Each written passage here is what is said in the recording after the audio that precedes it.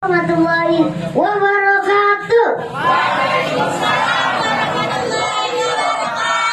Ya, alhamdulillahirrabbilalamin. Wassalatu wassalamu ala asrofil anbiya'i wal mursalin wa ala alihi washabihi ajmain, amma ba'du. Pertama-tama saya ngucapin banyak syukur, alhamdulillah. Belum naik udah dapat nasi sama rendang 2. Iya, enak gitu masakan sini ya. Kentangnya juga enak gitu. Bapak jangan dikutak-hati. Hah? Iya, egonya dikecilin aja egonya. Ego sama bapaknya ikut dikecilin. Iya. Ini bajunya pakai seragam ya? Iya. Iya, soalnya saya dong yang belum dapet. Iya. Oh, ada Ibu Dini ya? Itu nama aslinya bener Wardini. Nurdini. Tuh, nggak percaya. Ustaz Fatullah nggak percaya ibu namanya Nurdini. Katanya mungkin namanya Nurwanto kali. Jadi udah dengar tadi ya dari Ibu Dini cara cuci tangan yang baik dan benar. Sekarang saya mau praktekin cara cuci otak yang baik dan benar. Iya, kan sekarang banyak orang bilang Corolla ya. Hah? Maksud saya itu pengen tahu kalian nyimak apa enggak. Waduh, bening lagi. Saya ini loh, di mana acara saya disangka ikan cupang gitu. Ada bisa ya yang berwarna ya, air putih lagi.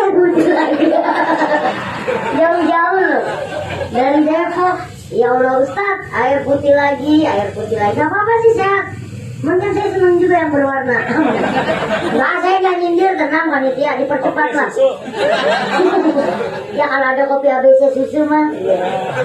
Ada pepatah mengatakan kalau nggak kenal maka tak.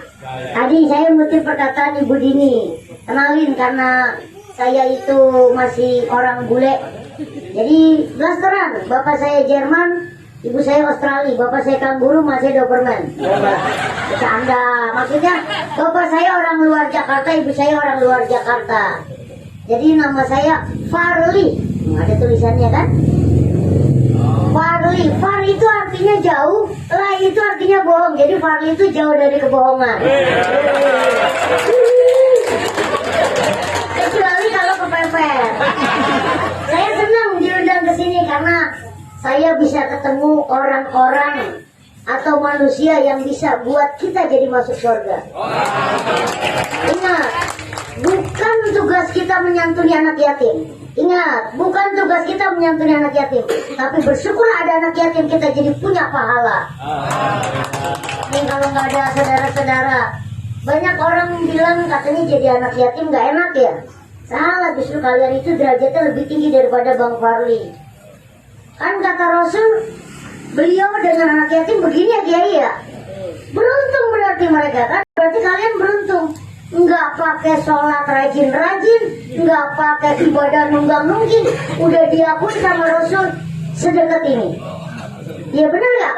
Makanya saya bilang bukan kewajiban orang muslim menyantuni anak yatim, tapi kita bersyukur ada anak yatim. Kita ada wasilah buat masuk surga. Bisa ketemu, bisa dapat kabar dari Rasul. Dulu Bang Farli punya teman gede-gede.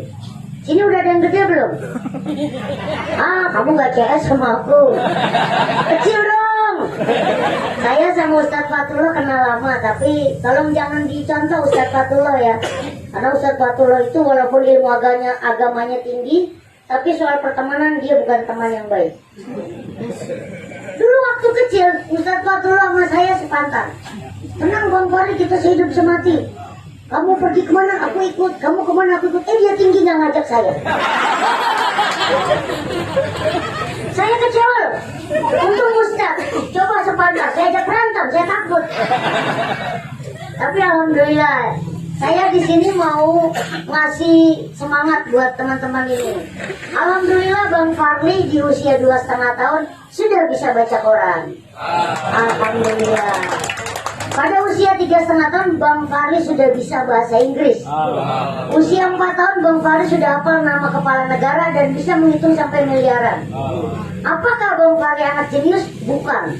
Makanya saya agak protes. Saya beberapa kali Bu Dini, saya ngisi narasumber stunting. Harus di garis bawahi. Saya adalah pasien tetap Rumah Sakit Cipto Mangunkusumo, bagian pertumbuhan anak dan remaja.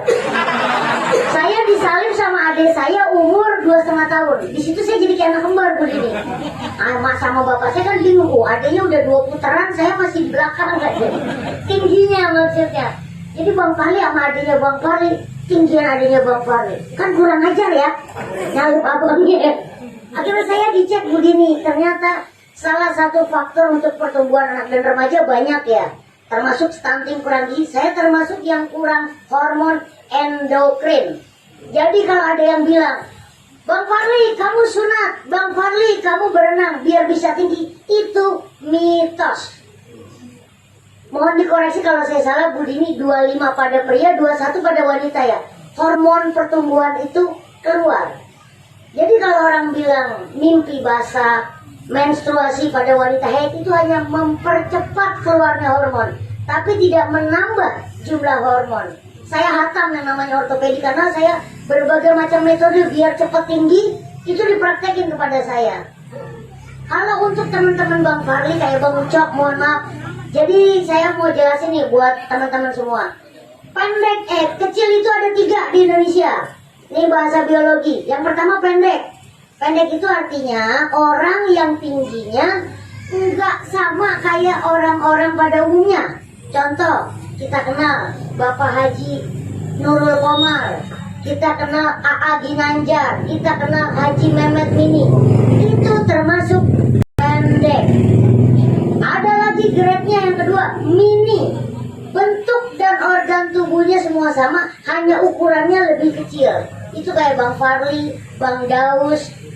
Itu yang namanya mini. Ada lagi cebol atau kerdil. Itu orang yang pertumbuhan tulangnya normal, tapi dagingnya tidak. Makanya dia membengkok. Orang bilang cebol, kate. Itu dia bisa dipakai metode ortopedi. Mohon izin kalau salah koreksi, tapi harus disuntik fosfor tingkat dewa ya, supaya tidak osteoporosis, karena tulangnya dipaksa lurus, tapi harus dikasih kalsium tingkat dewa. Itu yang bisa dipakai. Nah, tapi kenapa Bang Fahli kok pakai belajar gitu-gituan? Biar kalau ada orang nanya, kita bisa jawab. Tapi Bang Fahli sekarang udah nggak mikirin gituan, karena Bang Fahli bersyukur. Jadi orang kecil itu banyak untungnya, makan dikit, naik angkot bayar separuh. Ayo. Ya kan kalau berenang kelelep yang nolongin cewek-cewek. Ayo. Ih kasihan kamu gecing gitu. Enak. Kalau Bang Fahli ke bioskop bayarnya separuh ya Mak ya. Kalau lagi lewat minta ciki kadang dikasih duit. Cuman alhamdulillah saya kenal Ustadz Fatullah, kenal para kiai habaib, saya bersyukur. Karena dulu nih Bang Fahli dari tahun 2002 sampai 2005 kerjaannya jadi tuyul, orang duit mulu. Ada duit lewat ambil, ada duit lewat ambil. Banyak duit jadi orang kaya, tapi nggak berkah karena duitnya haram, nyolong mulu. Akhirnya ketemu sama Ustadz Fatullah, dinasihatin, Bang Fahli mau sampai kapan kamu nyolong duit? Orang yang nyolong duit apalagi kecil kayak kamu, matinya pocongnya loncat-loncatan. Saya takut. Akhirnya saya insaf, alhamdulillah. Saya sekarang udah nggak nyolong duit. Sekarang saya ngerampok. Saya ngerampok ilmunya Ustadz Fatullah, para kiai, para habaib. Ambil yang baik, buang yang buruk. Makanya saya tadi datang pakai sendal. Saya nyari sepatu, nggak ada. Saya cobain kegedean, saya cobain kekecilan. Aduh, nomornya 34, cariin ya. Bang Fahli ini anak pertama dari 4 bersaudara. Waktu lahir, ibu saya 3,4 sungsang. Makanya saya sangat takut sama ibu saya. Karena kalau ibu-ibu tahu ya, 3,4 sungsang anak pertama. Buka segel ya Bu ya? Gitu ya? Berarti kalau sungsang bukan kepala pertama, Bang Fahli pertama keluar pantatnya. Bayangin loh, lubang sekecil itu keluar pantat pertama. Luar biasa perjuangan ibu saya. Makanya walaupun ibu saya salah, saya tetap gak berani ngomong ah. Walaupun ibu saya salah, saya tetap gak berani bilang ah. Apalagi gak nurut. Saya mau ngelawan gerutu. Kenapa? Enggak. Tapi gak berani saya ucapin karena saya takut. sebagus-bagusnya Bang Farli sholat, sebagus-bagusnya Bang Farli sedekah, jutaan kali zikir, kalau ibunya Bang Farli pernah nangis, belum tentu Bang Farli nyampe di pintu surga. Tuh, hati-hati ya mama. Tepuk tangan buat mama. Dia kata dia kiai, dia kata dia ustaz, emaknya pernah nangis. Nah, udah selesai hidupnya tuh. Hati-hati sama mama.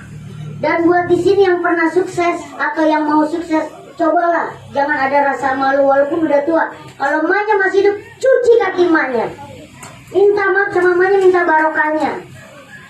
Ustaz Patlo pernah nasihatin ke Bang Farli. Bang Farli, doa ibu untuk anaknya itu nggak pakai berhenti di pintu tol ya. Padahal nggak ada ganjil genap ya. Jadi langsung. Nah, buat saudara-saudaranya Bang Farli yang mamanya, bundanya, ibunya udah pulang, kalau tiap sholat kirimin doa. Gimana doanya? Robik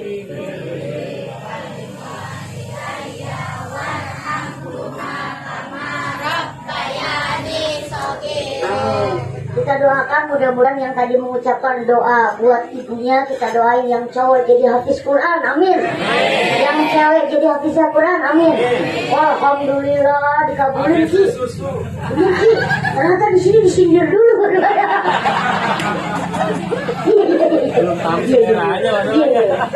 Itu anaknya jadi anak kecil. Kalau ngomong apa adanya, kalau orang gede itu ada apanya. Saya nggak jindir, tempat udah gini.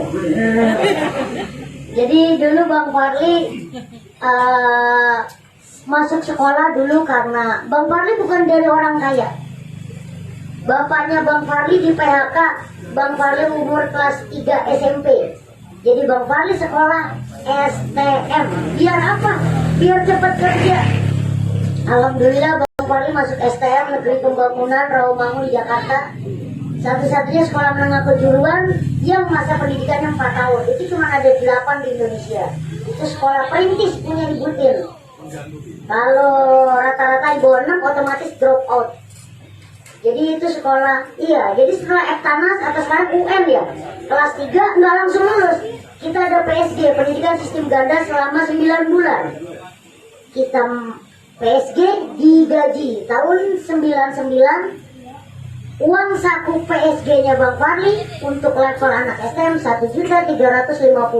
Enak ya, belum punya ijazah udah digaji. Itulah STM Negeri Pembangunan.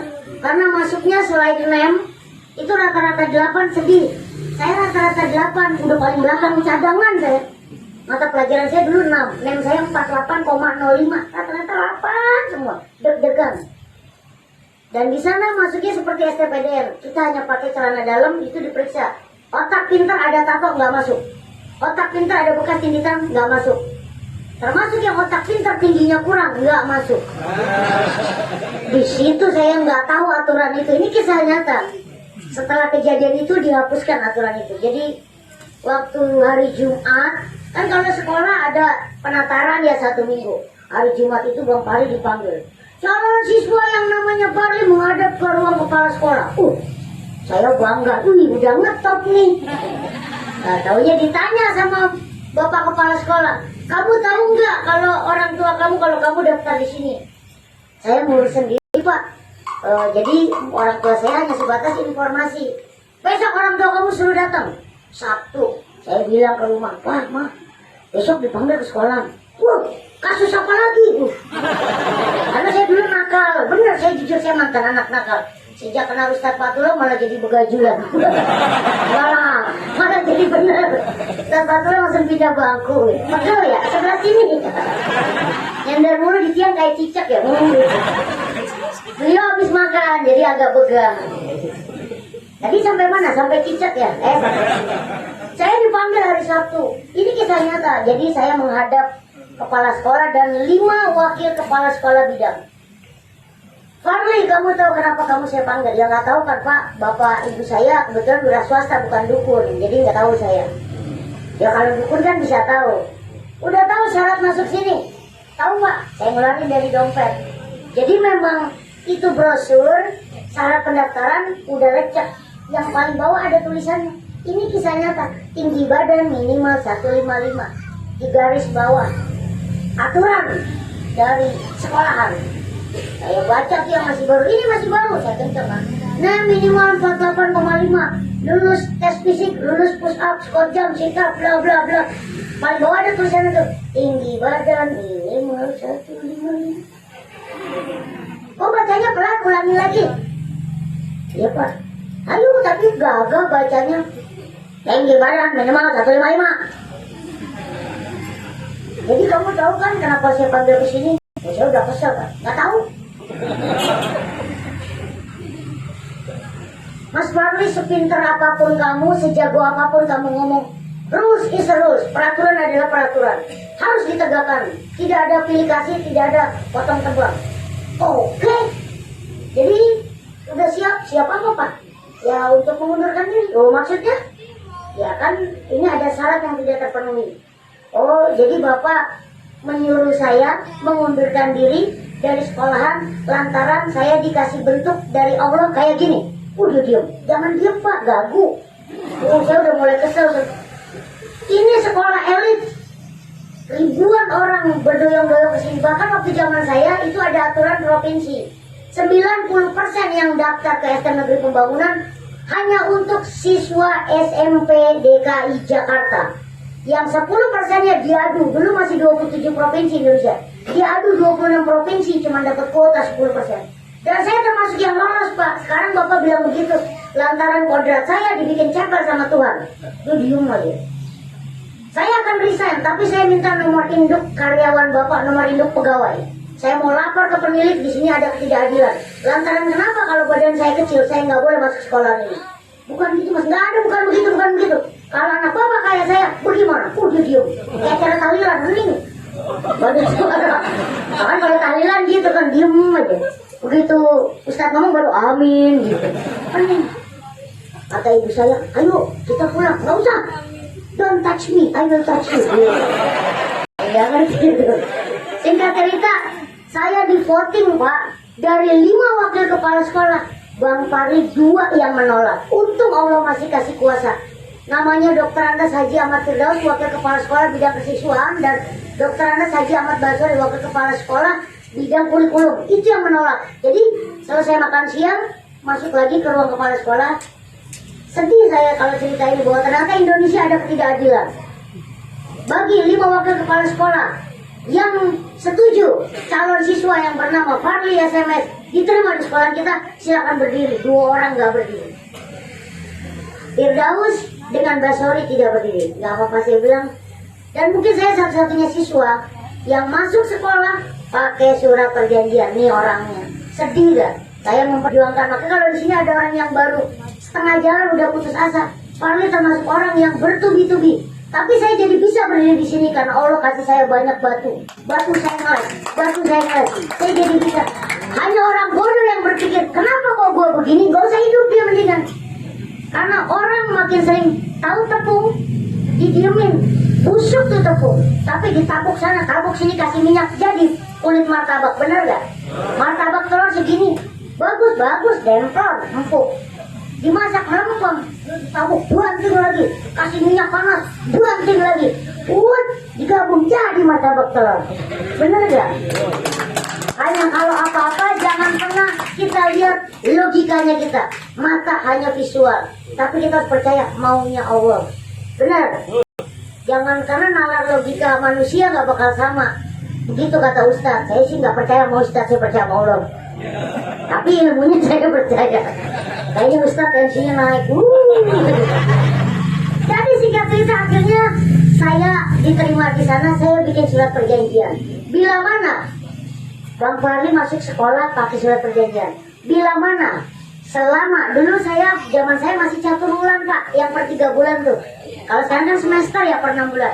Bila mana selama kuartal pertama catur bulan 1, pelajaran kejuruan saya di bawah 7, atau saya tidak bisa mengikuti praktek seperti anak normal, saya Farli SM Sairang beserta bapak saya Jafar Sairang dengan ini mengundurkan diri atas dasar kemauan sendiri dan tanpa paksaan dari pihak manapun. Materai, bapak saya tanda tangan, saya tanda tangan.